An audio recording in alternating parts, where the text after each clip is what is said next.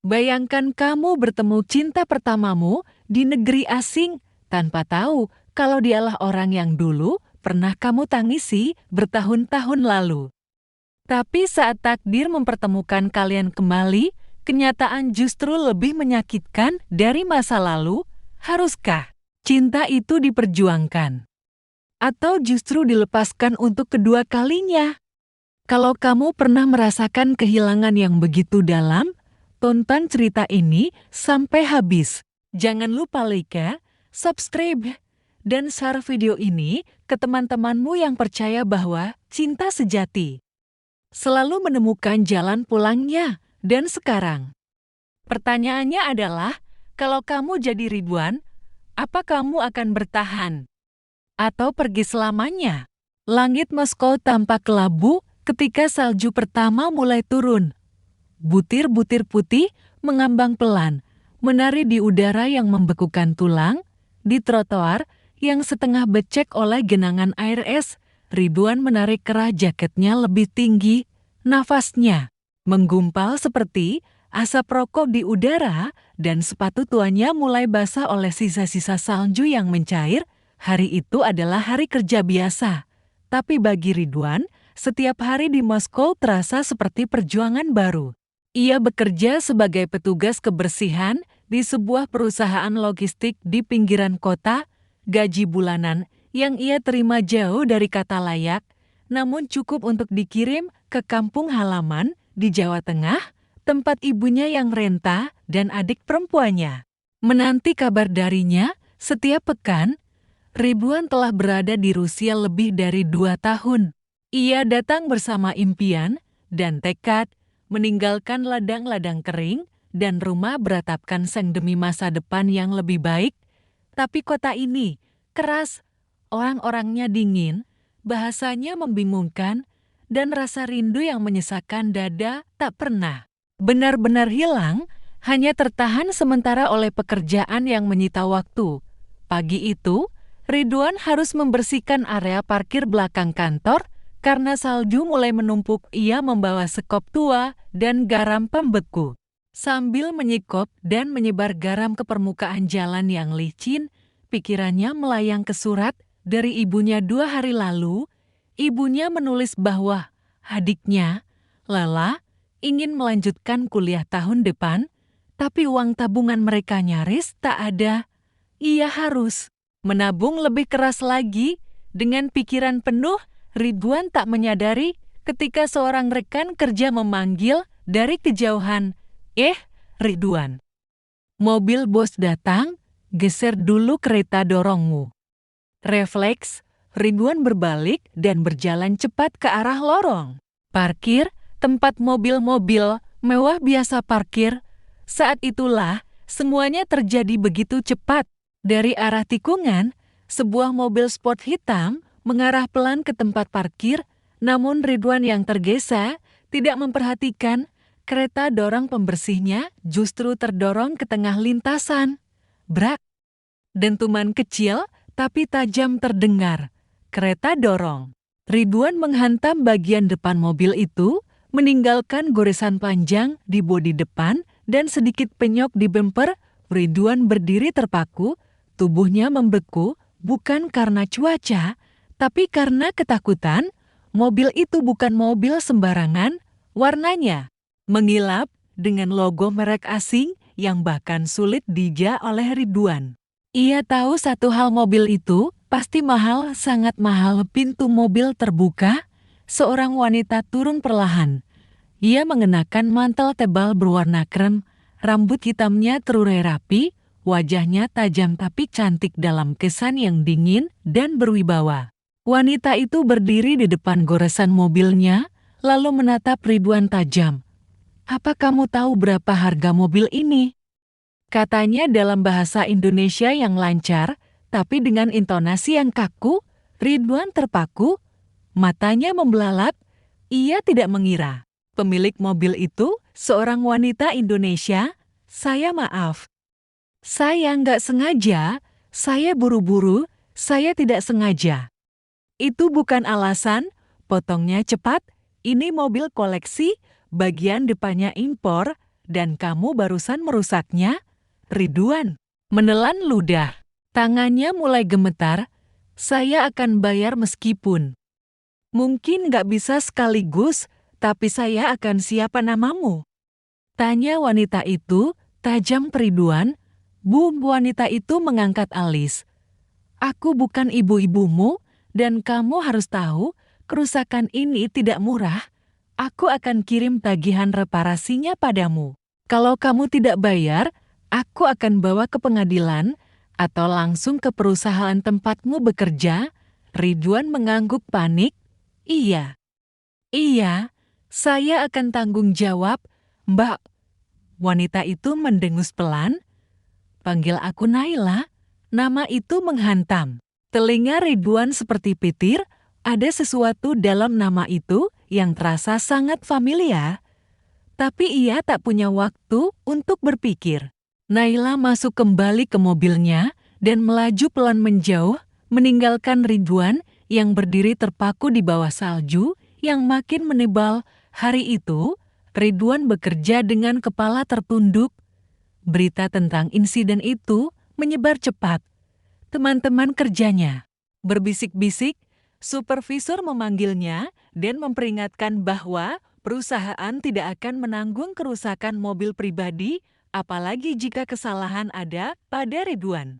Ia hanya diberi waktu seminggu untuk menyelesaikan masalah itu secara pribadi, atau risikonya kontrak kerjanya diputus. Di kamar kecilnya yang pengap malam itu, Ridwan duduk sambil menatap ponsel. Ia tidak tahu harus menghubungi siapa. Ia tak punya pengacara, ia tak punya tabungan yang cukup. Tapi satu hal ia tahu, ia tidak boleh menyerah demi ibunya, demi adiknya, dan demi martabatnya sendiri. Di ujung malam yang membeku, Ridwan menulis pesan pendek ke nomor yang ditinggalkan Naila. Di secarik kertas tadi siang, maaf atas kejadian tadi. Saya mohon, beri saya waktu. Saya akan datang ke tempat Ibu Naila besok pagi. Saya tidak lari dari tanggung jawab. Tangan Ridwan menggigil saat mengirim pesan itu. Tapi bukan karena udara dingin, melainkan karena hatinya mulai diliputi firasat yang tak bisa dijelaskan tentang wanita itu, tentang nama Naila, dan tentang masa lalu yang mungkin belum sepenuhnya mati. Udara pagi di Moskow menggigit lebih tajam dari biasanya, langit masih kelabu, salju menumpuk di atap dan bahu jalan. Ridwan melangkah dengan hati-hati, menembus lorong-lorong apartemen mewah di kawasan Arbat. Jaket murahnya terasa tak cukup, hangat, dan setiap langkah di trotoar bersalju seolah mengantarkan dirinya semakin dekat ke jurang masalah. Di tangannya tergenggam map lusuh berisi proposal cicilan satu-satunya cara yang terpikirkan olehnya untuk mengatasi kerusakan mobil, yang nilainya mungkin setara dengan 10 tahun gajinya. Ia tidak tahu apakah Naila akan menerimanya, tapi ia juga tidak punya pilihan lain. Ia berhenti di depan sebuah gedung tinggi berpilar kaca. Bel di samping pintu utama berbunyi. Ketika ia menekannya, "Selamat pagi," suara dari intercom terdengar. "Datar, perempuan saya Ridwan, Bu." Mbak Naila minta saya datang," ucapnya dengan hati-hati. Ada jeda beberapa detik sebelum suara itu menjawab, "Naik ke lantai 4, unit B." Pintu terbuka otomatis. Ridwan masuk dengan gugup, melangkah pelan ke lift. Sembari berusaha menenangkan detak jantungnya yang berpacu tak karuan, pintu unit B terbuka sebelum ia sempat mengetuk. Naila berdiri di ambang pintu, mengenakan sweater hangat dan celana kain longgar. Ia tampak berbeda dari kemarin, lebih santai, tapi masih menyimpan aura ketegasan. Tatapannya tajam namun kosong, seolah tak ingin menunjukkan ketertarikan pada apapun. "Masuk," ucapnya singkat. Ridwan melangkah masuk pelan. Interior apartemen itu mewah dan hangat, dengan dominasi kayu dan nuansa krem. Wangi kopi dan kayu manis memenuhi ruangan, namun tak mampu menenangkan perasaan Ridwan yang masih kacau. Apa yang ingin kamu sampaikan? Tanya Naila sambil duduk di sofa, menyilangkan kaki. Saya datang untuk minta maaf. Dan ini saya buatkan rencana cicilan. Saya tahu kerusakannya besar, tapi saya serius ingin ganti rugi. Ucap Ridwan, menyerahkan map dengan kedua tangan. Naila membuka map itu sekilas, lalu tersenyum tipis. Kamu pikir dengan cicilan recehan seperti ini bisa menutupi kerugianku? Ridwan menunduk. Saya sadar ini gak sepadan. Tapi saya nggak punya pilihan lain. Naila menutup map itu dengan bunyi pelan, lalu menatapnya lekat-lekat. Kamu tahu, Ridwan, aku sudah bertahun-tahun hidup di negara ini.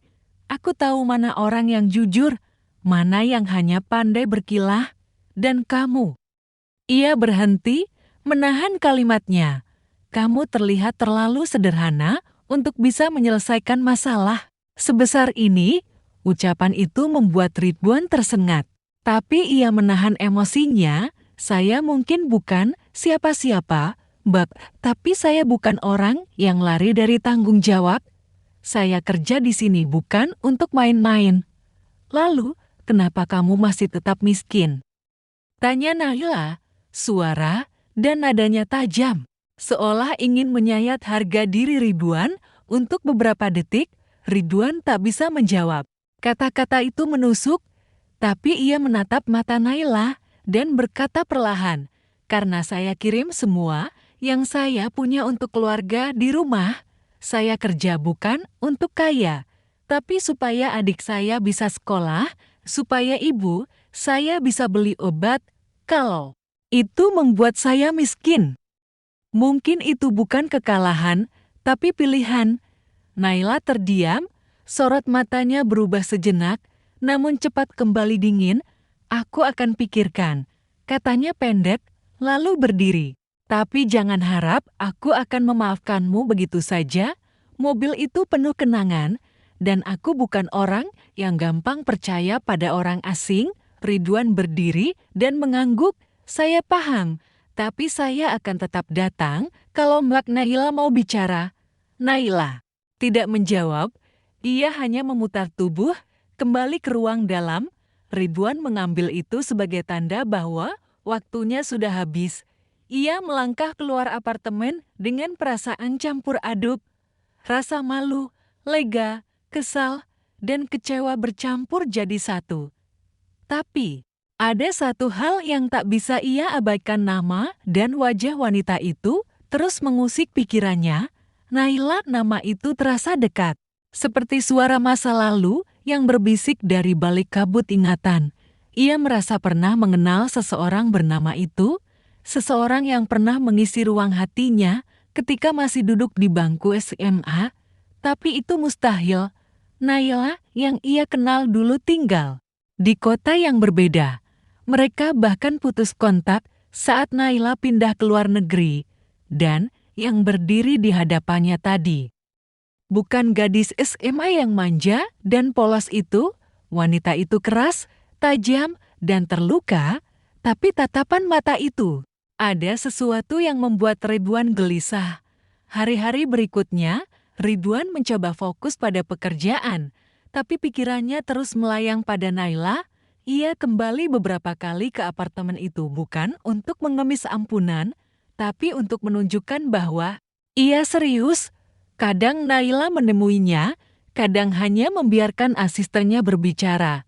Namun setiap kali pertemuan terjadi, ada ketegangan yang sulit dijelaskan. Seolah keduanya saling mengenal tanpa benar-benar ingat dari mana. Suatu hari, ketika Ridwan datang membawa makanan Indonesia dari warung kecil langganannya, Naila akhirnya tertawa kecil. Kamu pikir aku suka makanan jalanan begitu? Kalau nggak suka, nggak usah dimakan. Tapi waktu saya kecil, makanan ini yang paling enak sedunia, jawab Ridwan, berani bercanda untuk pertama kalinya.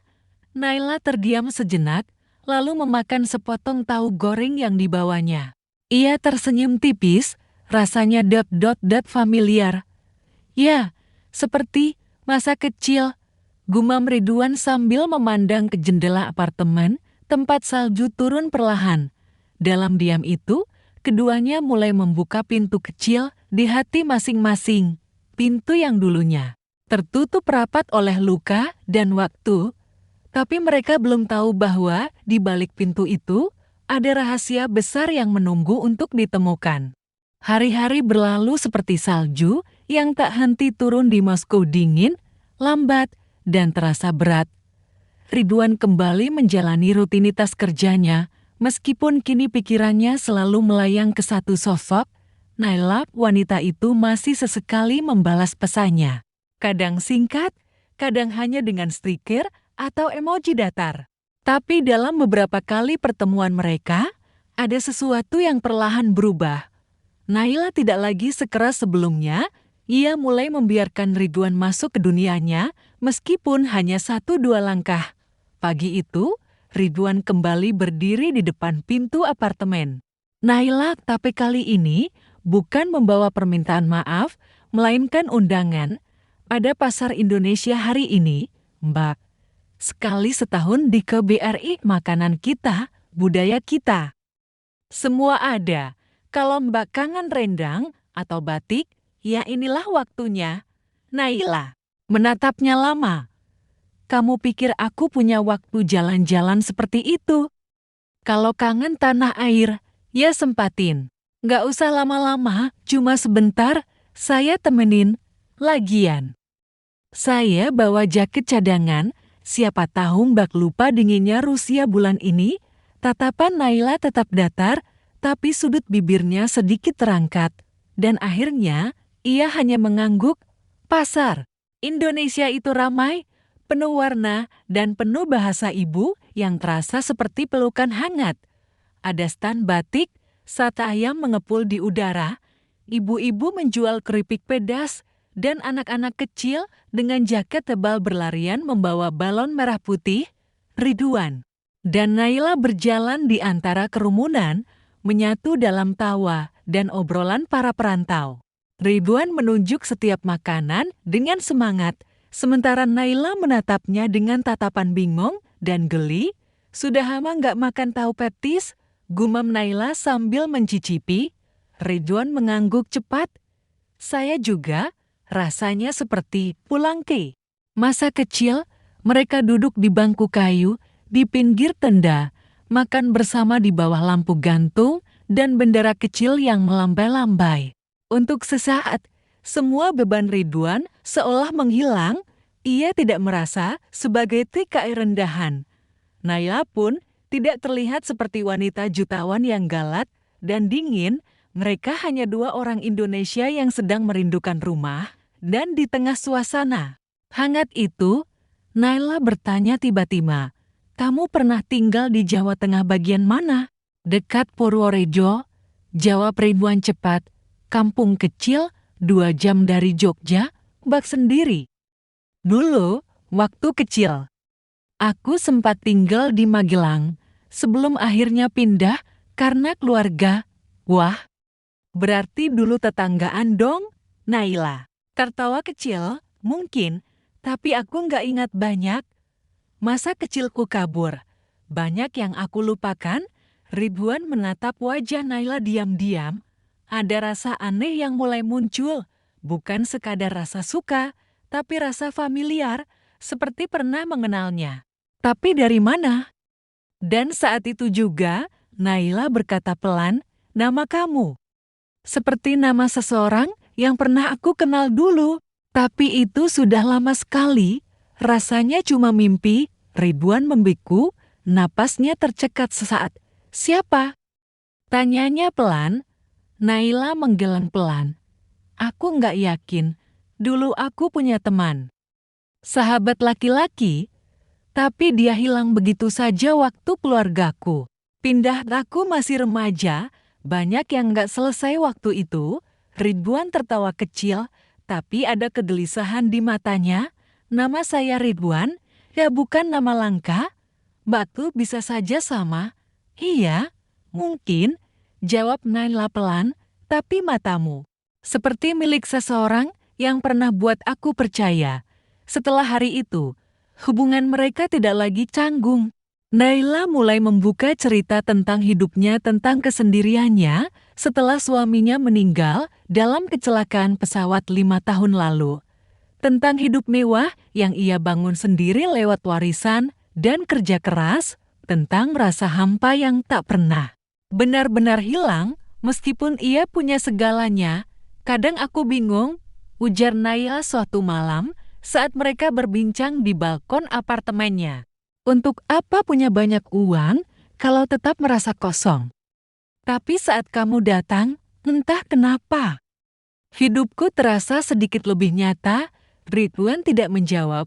Ia hanya memandangi salju yang jatuh pelan-pelan. Hatinya penuh, tapi mulutnya kelum. Di malam itu, ia mulai sadar ia tidak lagi merasa sendirian di negeri asing ini. Naila bukan lagi sosok yang ingin menuntut atau menjatuhkannya, melainkan seseorang yang perlahan mengisi ruang kosong yang bahkan tidak ia sadari telah lama ada. Namun, semakin ia dekat dengan Naila, semakin kuat perasaan aneh itu muncul. Ingatan-ingatan kabur tentang masa lalu mulai membanjiri pikirannya, tentang seorang gadis SMA, tentang janji yang terputus, dan tentang nama yang sama. Naila, apakah mungkin? Apakah wanita yang kini duduk bersamanya di kota sejauh ini dari kampung halaman adalah orang yang sama dari masa lalunya? Ridwan tidak berani bertanya, belum sekarang. Ia tahu, jika jawaban itu benar, maka hidup mereka berdua akan berubah untuk selamanya.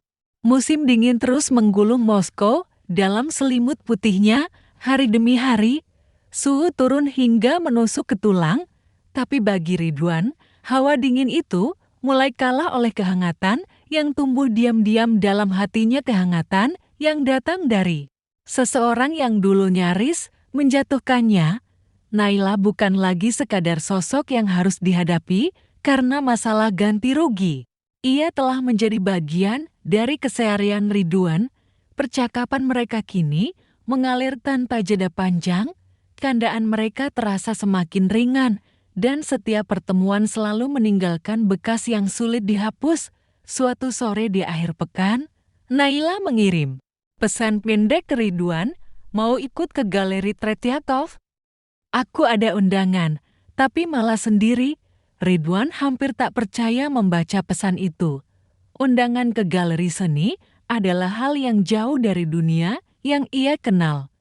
Tapi ia tak ingin melewatkan kesempatan. Itu bukan karena galeri, tapi karena sosok yang mengajaknya. Galeri Tretyakov sore itu sunyi dan hangat, kontras dengan suhu minus di luar. Lukisan-lukisan besar memenuhi dinding, menampilkan sejarah panjang seni Rusia. Ridwan melangkah pelan, berusaha mengerti apa yang dilihatnya, tapi pikirannya terlalu sibuk memperhatikan gerak-gerik Naila. Wanita itu tampak anggun dengan mantel abu-abu muda dan sel merah tua yang kontras dengan kulitnya yang pucat. Setiap kali ia menjelaskan lukisan kepada Ridwan, suaranya terdengar tenang, hampir seperti irama dari masa lalu. Dulu aku sering datang ke tempat ini waktu kesepian, kata Naila sambil berdiri di depan lukisan seorang gadis muda bermata sendu. Aku suka duduk lama-lama di sini. Lihat wajah itu. Seperti sedang menunggu sesuatu yang tak pernah datang, Ridwan menatap lukisan itu dalam-dalam. Dan tanpa sadar, ia menjawab lirih, atau mungkin sedang mengenang sesuatu yang dulu pernah ada. Naila menoleh. Mata mereka bertemu, ada keheningan aneh yang tumbuh di antara mereka, sesuatu yang tak bisa dijelaskan dengan kata-kata. Malamnya, mereka duduk di kafe kecil tak jauh dari galeri. Di antara uap teh panas dan wangi kayu bakar, Naila menatap Ridwan lekat-lekat. Aku pikir kamu cuma orang yang ceroboh dan mengganggu hidupku di awal, tapi kamu berubah jadi sesuatu yang tak aku duga. Ridwan tersenyum kecil. Saya juga nggak pernah nyangka. Dulu saya kira Mbak Naila itu Semacam bos besar galak yang gak punya waktu buat dengar orang kecil. Naila terkekeh. Dan sekarang? Sekarang, saya malah takut, jawab Ridwan jujur. Naila mengernyit. Takut. Kenapa? Ridwan menatap cangkir tehnya. Karena saya mulai merasa nyaman. Dan biasanya, kalau saya mulai merasa seperti ini, hidup punya caranya sendiri buat merusaknya. Ucapan itu membuat Naila diam. Matanya menyelam jauh, seolah mencari makna dari kalimat itu. Ia tidak membalas, hanya menyesap tehnya perlahan. Lalu berkata pelan, aku juga takut, tapi untuk pertama kalinya setelah sekian lama. Aku ingin tetap tinggal. Beberapa hari setelah pertemuan itu, Ridwan tidak bisa berhenti memikirkan segalanya, tatapan Naila. Ucapannya, bahkan cara wanita itu tertawa, ada kenangan samar yang terus muncul, seperti kabut yang belum mau mengangkat tirainya. Malam itu, Ridwan membongkar koper lamanya. Di dalamnya, ia menemukan satu album foto tua dari masa SMA, foto-foto yang usang dan mulai pudar. Ia membuka halaman demi halaman, hingga matanya berhenti di satu gambar. Seorang gadis muda dengan rambut dikuncir dan senyum yang khas. Di bawah foto itu tertulis, Naila kelas 2. Napas Ridwan tercekat. Tiba-tiba semua pertanyaan yang selama ini berputar di kepalanya menjadi satu jawaban yang menampar keras. Naila yang sekarang adalah Naila yang dulu. Wajahnya telah berubah, lebih dewasa, lebih tajam. Tapi senyumnya, cara bicaranya, bahkan sorot matanya masih sama. Keesokan harinya, Ridwan datang lebih awal dari biasanya ke apartemen Naila. Tangannya membawa album tua itu dan dadanya berdebar seperti remaja yang akan menyatakan cinta pertama kali. Saat Naila membuka pintu, Ridwan langsung menyodorkan album itu. Boleh saya tunjukkan sesuatu? Mereka duduk di meja makan. Ridwan membuka album itu perlahan hingga halaman tempat foto itu berada. Saat Naila melihat foto itu, ia membeku, wajahnya kehilangan warna, tangannya menyentuh halaman itu pelan, seolah tak percaya. Ini dari mana kamu dapat? Dari masa lalu kita, jawab Ridwan pelan. Kamu Naila, anak guru SMP yang dulu pindah ke luar negeri tiba-tiba. Kamu satu-satunya orang yang pernah saya tunggu sampai bertahun-tahun. Naila menutup mulutnya. Matanya berkaca-kaca. Kamu. Ridwan kecil yang dulu suka pinjam pensil, tapi nggak pernah balikin. Ridwan tertawa kecil. Yang selalu ikut kamu ke perpus, padahal nggak pernah baca buku. Senyum mereka tumbuh pelan. Tapi di balik itu, ada genangan air mata yang tak bisa dicegah. Mereka terdiam, saling menatap, menyadari bahwa takdir ternyata sedang menulis ulang cerita mereka di negeri yang sama sekali tak terduga.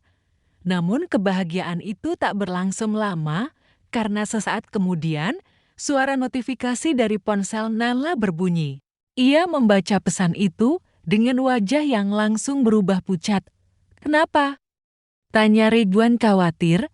Naila terdiam lama sebelum menjawab, ini dari pengacara suamiku. Ternyata ada warisan bisnis yang belum selesai, dan aku harus kembali ke Kanada minggu depan. Salju kembali turun di Moskow, kali ini lebih lebat dan menggila dari biasanya. Jendela apartemen tertutup rapat, namun hawa dingin tetap meresap ke dalam, membuat segala yang hangat menjadi tak cukup lagi, termasuk hati Ridwan. 2 hari telah berlalu sejak Naila mengabarkan bahwa ia harus kembali ke Kanada. 2 hari pula, Ridwan mencoba memahami, mengikhlaskan, dan meredam sesak yang terus menumpuk dalam dada. Namun semakin ia diam, semakin jelas suara-suara batinnya berteriak. Ia kembali menatap album foto yang masih terbuka di meja kecil kamarnya, foto masa SMA mereka berdua memudar dan terlipat di sudut. Di sana, Naila tersenyum tanpa beban, Dan dirinya berdiri kikuk di samping masih anak desa lugu yang bahkan belum mengerti apa itu cinta. Selain kerinduan yang selalu muncul setiap Naila tak datang ke sekolah, dan sekarang Naila akan pergi lagi. Hari ketiga, Ridwan berdiri di depan apartemen Naila. Ia mengetuk perlahan, tidak ada jawaban. Dia mengetuk lagi, lebih keras. Tak lama kemudian, pintu terbuka. Naila muncul dengan wajah lelah, tanpa riasan, dan mata sembab. Ia tampak seperti seseorang yang habis kalah dalam perang yang tak pernah ia minta. "Kamu datang lagi," ucapnya lemah. "Kalau aku nggak datang, nanti kamu pergi tanpa pamit," jawab Ridwan, menahan nada gemetar dalam suaranya.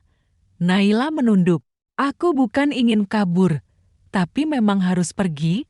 Ada banyak hal yang harus diselesaikan di Kanada.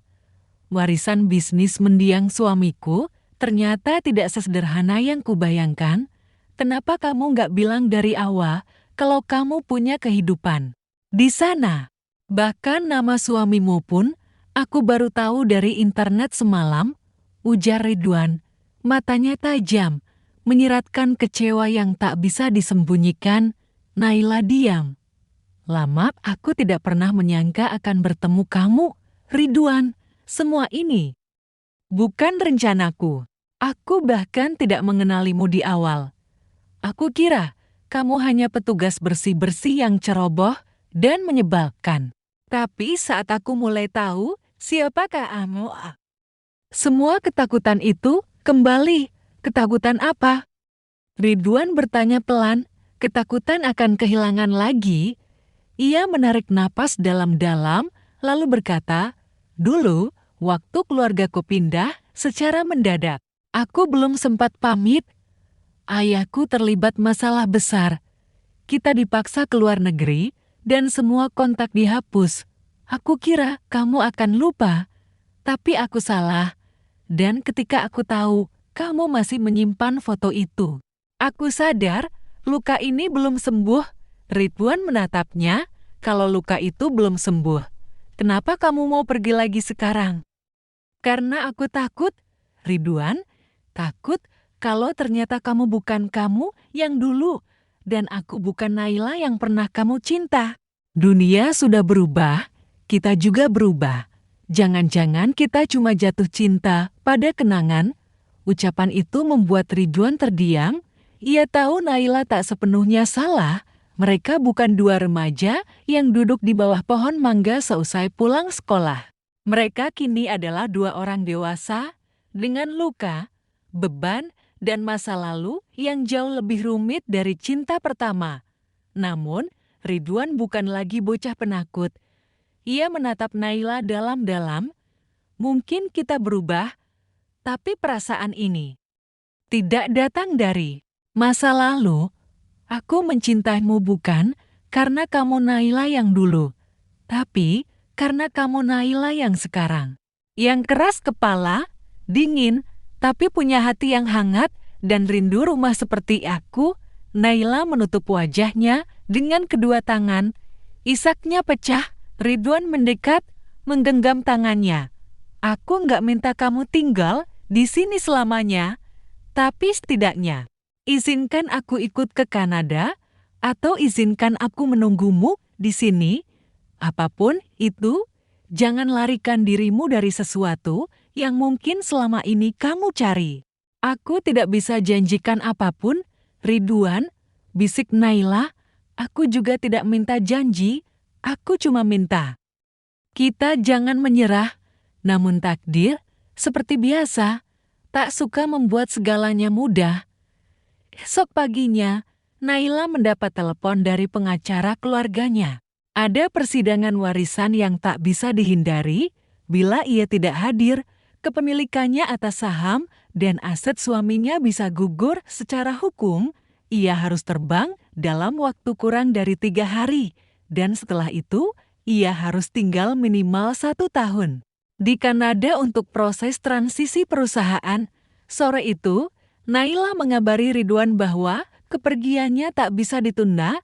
"Aku akan kembali," Janjinya, tapi bukan dalam waktu dekat. Ridwan menatapnya dengan pilu. Jadi, semua ini berakhir di sini?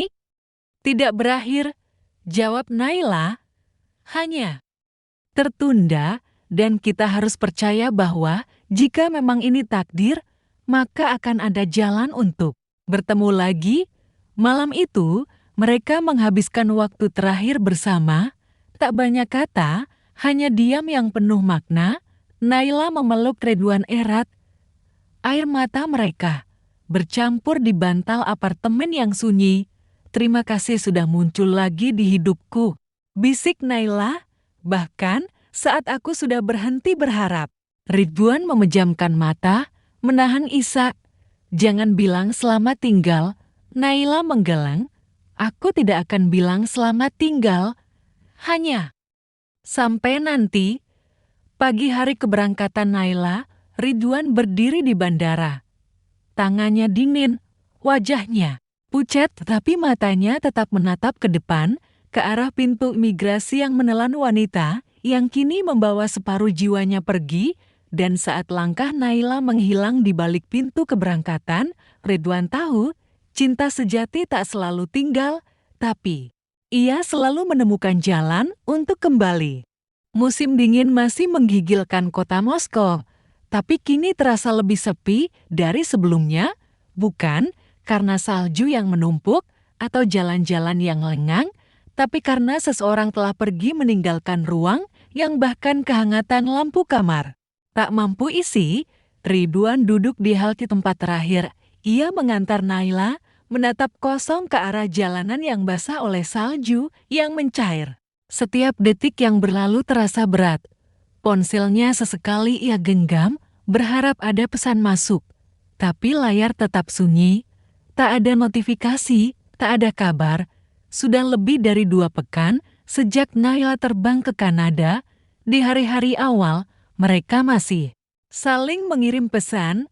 Naila bercerita tentang proses hukum yang rumit, pengacara yang merepotkan, dan rumah besar yang terasa terlalu sunyi.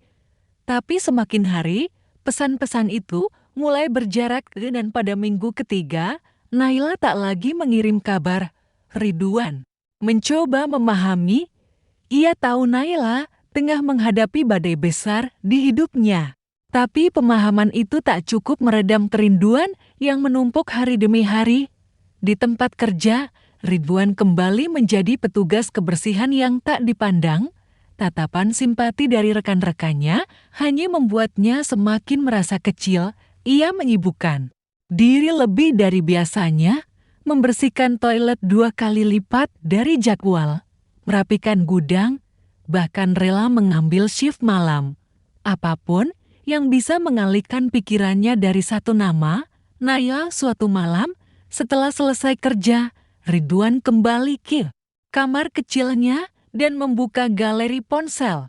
Ia menatap satu foto terakhir yang sempat ia ambil diam-diam. Naila tertawa kecil di pasar Indonesia, memegang segelas cendol yang membeku karena cuaca. Senyuman itu kini terasa seperti mimpi yang sudah terlalu jauh untuk dijangkau. Hingga pada suatu sore yang membekas, ia menerima kabar dari seorang teman. Naila muncul di berita bisnis Kanada. Ia resmi menjadi direktur utama perusahaan warisan mendiang suaminya dan akan menetap di Toronto untuk waktu yang tidak ditentukan. Ridwan tak tahu harus merasa bangga atau hancur. Ia membacanya berulang kali. Di foto berita itu, Naila tampil sempurna. Wajahnya bersinar, senyumnya profesional, tak ada jejak wanita yang sempat menangis dalam pelukannya di malam keberangkatan. Dan di saat itulah, Ridwan merasa sangat kecil. Malam itu, Ridwan naik ke atap gedung tempat ia bekerja. Ia berdiri di sana, memandang lampu-lampu kota dari kejauhan. Angin musim dingin menerpa wajahnya, tapi ia tidak peduli. Di tangannya, ia menggenggam secari kertas surat yang sempat ditulis Naila sebelum berangkat, yang kini sudah lusuh dan hampir robek. Aku tidak bisa janji kembali cepat, tapi kalau kamu percaya, tunggulah aku. Ridwan. Kata-kata itu dulu menyalakan harapan, tapi kini hanya membuatnya semakin perih. Ia bertanya dalam hati, apakah masih pantas menunggu seseorang yang sudah menjadi bagian dari dunia yang jauh berbeda? Hari-hari berikutnya, Ridwan mulai menarik diri.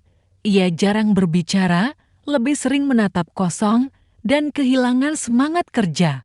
Supervisor sempat menegurnya, tapi Ridwan hanya mengangguk tanpa pembelaan. Suatu malam, seorang kawan senegaranya, Mas Roni, mengetuk pintu kamarnya. "Kamu kelihatan kacau, Wan," katanya sambil duduk di ujung ranjang. "Jangan sampai patah. Hidup di luar negeri ini sudah cukup keras tanpa kamu menyiksa dirimu sendiri." Ridwan tertawa kecut. "Aku cuma capek, masih capek hati." Ridwan menatap langit-langit kamar. "Aku pikir aku sudah kuat, tapi ternyata rasa rindu bisa lebih berat dari salju di atap-atap itu." Mas Roni menepuk pundaknya. "Kamu tahu apa yang paling berat dari menjadi TKI? Apa? Bukan kerja kerasnya, tapi rasa sunyi yang enggak bisa kamu bagi ke siapa pun." Ridwan menahan napas. Kata-kata itu menancap seperti anak panah ke dalam hatinya. Namun, seperti langit Moskow yang perlahan terang, meski masih digelayuti awan, Ridwan pun mulai menemukan kembali pijakannya. Ia kembali menulis surat untuk ibunya di kampung. Ia kembali rutin mengirim uang untuk Lala, adiknya, yang akhirnya diterima kuliah di Semarang. Ia belajar menerima bahwa Naila memang pernah datang, dan mungkin hanya sebentar, tapi kenangan itu tetap milik mereka, tak bisa dicuri siapapun. Ia tahu luka ini belum sepenuhnya sembuh, tapi setidaknya ia mulai berdamai dengan kenyataan bahwa hidup tetap harus berjalan. Dan tepat di saat ia mulai melangkah kembali, sebuah kejutan datang. Di meja kerjanya, supervisor meletakkan sebuah amplop putih tanpa nama. "Ini untuk kamu. Ada yang titip lewat kantor pusat," katanya singkat. Ridwan membuka amplop itu perlahan. Isinya hanya satu lembar kertas tebal berwarna krem dengan tulisan tangan yang sangat ia kenal. "Aku tahu aku pergi terlalu lama, tapi ada satu hal yang belum sempat aku katakan langsung padamu. Aku mencintaimu dan aku ingin kamu datang ke Toronto. Tiket penerbangan ada di bawah surat ini." Naila. Ridwan terdiam. Dunia seolah berhenti sesaat. Tangannya gemetar saat menarik tiket penerbangan. Dari balik surat itu, ia membaca lagi dan lagi. Hatinya berdebar kencang, seperti gendang yang dipukul di tengah malam sunyi. Naila belum pergi sepenuhnya, dan kini hidup memberinya pilihan: tetap tinggal di tempat yang nyaman namun sepi, atau mengejar cinta yang belum selesai meski harus menempuh ribuan kilometer dan kembali mempertaruhkan segalanya. Hari keberangkatan itu datang lebih cepat dari yang Ridwan kira. Di dalam pesawat yang menuju Toronto, jantungnya berdetak lebih cepat dari biasanya. Ia tidak tahu apa yang akan menantinya di sana. Tapi kali ini, ia tidak hanya membawa koper dan pakaian hangat. Ia membawa hati yang sudah tak ingin kehilangan untuk kedua kalinya. Setibanya di Bandara Pearson, udara Toronto tak terlalu menusuk seperti Moskow, tapi tetap dingin. Ada nuansa yang berbeda, lebih tenang, lebih sunyi, namun tetap asing. Seperti hati yang belum sepenuhnya pulang, Ridwan keluar dari pintu kedatangan dan mendapati seorang sopir berdiri dengan papan nama bertuliskan R. Hidayat. Ia melambaikan tangan pelan. Sopir itu tersenyum sopan dan membawanya menuju mobil hitam elegan yang terparkir tak jauh dari terminal. Di dalam mobil, Ridwan tidak berkata apa-apa. Ia menatap keluar jendela, membiarkan pikirannya berlari bebas ke segala arah. Sesampainya di sebuah rumah besar bergaya kolonial dengan gerbang besi yang tinggi, Ridwan langsung tahu ini bukan sekadar rumah, ini istana. Tapi yang membuatnya lebih gugup adalah sosok yang berdiri di balik jendela besar lantai 2. Naila menatapnya dari kejauhan seperti seseorang yang menunggu kepastian. Pintu utama terbuka. Naila berdiri di sana dengan mantel panjang berwarna navy, rambutnya tergerai, dan wajahnya tanpa riasan. Senyumnya kaku, tapi matanya tak bisa menyembunyikan air yang berkumpul di sudut-sudutnya. "Terima kasih sudah datang," ucapnya pelan. Ridwan berdiri di depan tangga, berusaha menahan getaran suaranya. "Aku bilang akan menunggu, tapi ternyata lebih mudah datang daripada diam di tempat." Naila memeluknya erat, tanpa kata. Hanya pelukan panjang yang seolah menyampaikan semua rasa yang tak pernah selesai ditulis dalam pesan atau surat. Malam itu, mereka duduk di ruang kerja yang besar. Perapian menyala, membakar kayu mapel perlahan-lahan. Ridwan menatap rak buku, foto-foto keluarga Naila, dan sertifikat penghargaan atas nama mendiang suaminya Armand Duval, salah satu pengusaha real estate tersukses di Kanada. "Dunia barumu terlalu mewah untukku," ujar Ridwan lirih. Naila menatapnya dengan tenang. "Aku juga tak pernah merasa menjadi bagian dari dunia ini, Ridwan. Semua ini hanya warisan. Aku mewarisi uang, jabatan, rumah, tapi tidak kebahagiaan. Kenapa kamu memilih aku di antara semua pria yang lebih pantas, yang bisa setara dengan kehidupanmu?" Naila tersenyum samar. "Karena kamu tidak datang untuk kekayaanku, kamu datang karena kamu mencintaiku, bahkan sebelum aku jadi siapa-siapa." Ridwan menunduk. Tapi sebelum ia sempat membalas, Naila berdiri, mengambil sebuah kotak kecil dari laci meja kerja, lalu menyerahkannya kepada Ridwan. "Ini surat yang aku temukan di kamar ayahku setelah ia meninggal." Ridwan membuka kotak itu perlahan. Di dalamnya ada beberapa foto lama, sebuah buku catatan kecil, dan satu amplop berwarna kecoklatan yang sudah sangat rapuh. Dengan tangan gemetar, ia membuka surat itu dan mulai membaca. "Untuk Naila, jika suatu hari kamu menemukan surat ini, maka kamu sudah cukup dewasa untuk memahami ayah tidak pernah memberitahumu alasan kita pindah secara tiba-tiba dari Indonesia. Tapi ketahuilah, keputusan itu tidak mudah. Saat itu, ayah terlibat dalam sengketa tanah besar di desa tempat kita tinggal. Lawan bisnis ayah adalah keluarga dari seorang anak laki-laki yang sangat dekat denganmu. Mereka tak pernah tahu bahwa sebenarnya panah itu milik kita secara hukum. Tapi ayahmu memilih untuk pergi agar tak ada konflik berdarah. Anak laki-laki, itu aku tahu kamu sangat menyayanginya, dan ayah sangat menyesal memisahkan kalian jika kamu bertemu dia suatu hari nanti. Mohon maafkan aku." Ayahmu. Ridwan menatap surat itu lama. Dunia seolah terbalik dalam sekejap. "Lawan bisnis keluarga saya," gumamnya. Naila mengangguk. "Aku mencari tahu, nama keluarga Hidayat tercatat dalam dokumen persengketaan yang dulu membuat ayahku harus angkat kaki dari Jawa Tengah." Ridwan berdiri. "Berarti keluargaku menyebabkan keluargamu harus pergi."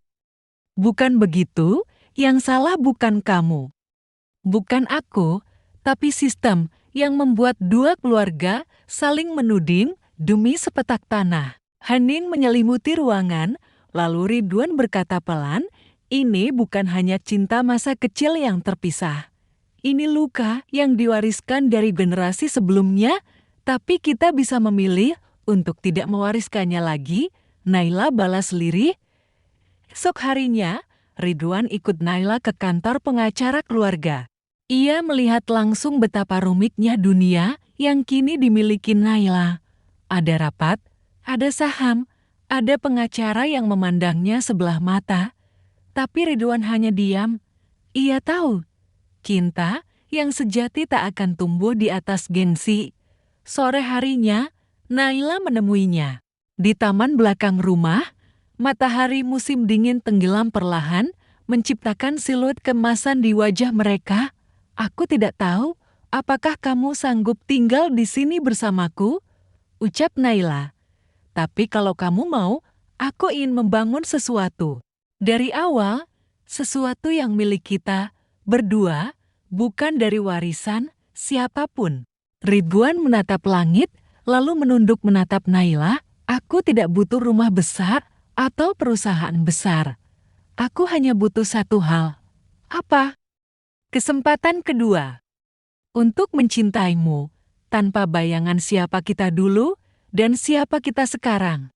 Tapi untuk siapa kita nanti, Naila tersenyum, dan kali ini senyum itu bukan untuk menutupi luka, melainkan karena luka itu akhirnya mulai sembuh. Langit Toronto perlahan berubah dari abu menjadi jingga, musim dingin mulai mereda, dan pepohonan di taman belakang rumah Naila memperlihatkan pucuk-pucuk muda, pertanda musim semi akan datang. Namun yang lebih terasa adalah perubahan di hati. Ridwan yang dulu penuh luka dan ragu, kini perlahan terisi dengan sesuatu yang hangat dan penuh harapan. Sudah lebih dari sebulan Ridwan tinggal di Kanada. Tidak sebagai tamu, bukan pula sebagai pelarian dari masa lalu, ia memilih bertahan bukan karena cinta saja, tetapi karena keyakinan bahwa apapun yang rusak di masa lalu masih bisa diperbaiki, bukan untuk mengulang, tapi untuk membangun. Dari awal, Naya kini tak lagi tenggelam dalam urusan hukum dan bisnis. Ia mulai berani berbagi kendali, mempekerjakan direktur baru untuk mengelola perusahaan. Ia ingin mengembalikan hidupnya bukan untuk menjadi wanita sukses yang selalu sibuk, tapi menjadi wanita yang kembali punya ruang untuk mencintai dan dicintai. Dan Ridwan, ia bekerja paruh waktu sebagai pengelola galeri seni kecil milik komunitas Indonesia di Toronto. Di sela waktu, ia menulis bukan puisi, bukan novel, tapi jurnal-jurnal kecil tentang hidup di tanah orang, tentang cinta yang jatuh dan bangun, tentang keberanian untuk tidak menyerah pada takdir. Suatu pagi yang cerah, di dapur rumah Naila yang hangat oleh aroma kopi dan roti panggang, Ridwan duduk berhadapan dengannya.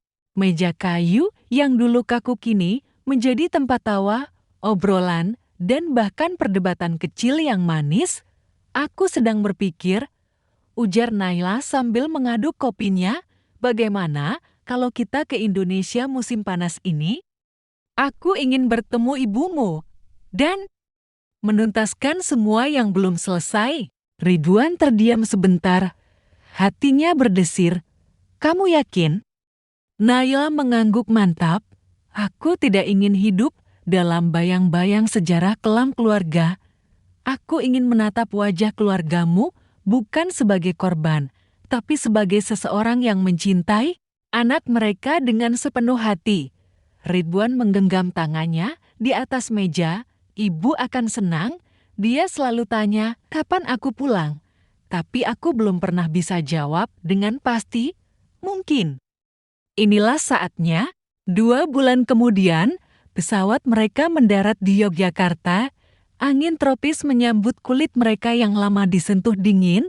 Ridwan berdiri memejamkan mata sesaat, menghirup aroma tanah air yang tak terganti, dan Naila dengan kacamata hitam dan rambut dikunci rendah, menatap sekeliling dengan perasaan campur aduk. Kampung halaman Ridwan terletak 2 jam dari kota. Jalan sempit yang berkelok, sawah membentang, dan rumah-rumah tua yang saling berdekatan membuat Naila sedikit gugup. Tapi Ridwan menggenggam tangannya erat. Tenang, ini bukan istana, tapi ini tempat yang dulu mengajariku arti pulang. Saat Ibu Ridwan membuka pintu rumah, ia sempat terkejut melihat wanita asing di samping anaknya, tapi senyuman lembutnya tidak pernah berubah. Pelukannya untuk Ridwan penuh air mata. Dan ketika Naila menunduk memberi salam, sang ibu hanya berkata, kalau kamu bisa buat anakku bahagia, maka kamu juga anakku. Hari-hari di desa penuh kehangatan. Naila belajar membaur, belajar memasak nasi liwet bersama Ibu Ridwan, ikut mencuci pakaian di sumur. Bahkan duduk di teras rumah saat malam hanya untuk mendengar suara jangkrik dan cerita-cerita masa kecil Ridwan dari tetangga yang cerewet. Di satu malam, saat bintang-bintang bertebaran di langit kampung, Ridwan dan Naila duduk berdampingan di atas tikar bambu. Kalau kamu diminta memilih, tanya Naila pelan, Moskow, Toronto, atau kampung ini? Kamu pilih yang mana? Ridwan menatap langit lalu menjawab, aku nggak butuh tempat besar. Aku hanya butuh tempat di mana kamu mau tinggal bersamaku. Naila tersenyum, mungkin bukan tentang tempat, tapi tentang siapa yang ada di sana beberapa minggu setelah kepulangan mereka. Ridwan dan Naila mengadakan acara kecil di balai desa, bukan pesta mewah, hanya perayaan sederhana. Tumpeng, kursi plastik, dan suara gamelan dari speaker tua mengiringi janji mereka untuk membangun hidup bersama. Tidak ada gaun putih, tidak ada cincin berlian. Tapi ada satu janji yang tak terucap dengan mulut, hanya dengan tatapan mata, kita sudah saling kehilangan. Kini saatnya saling menemukan. 3 bulan setelahnya, Ridwan dan Naila kembali ke Kanada. Tapi mereka tak lagi tinggal di rumah besar penuh kenangan masa lalu. Mereka memilih rumah sederhana di pinggiran kota dengan taman kecil dan ruang kerja. Untuk Ridwan menulis, dan untuk pertama kalinya dalam hidup mereka, keduanya tidak lagi dikejar masa lalu, karena kini mereka sedang menulis masa depan.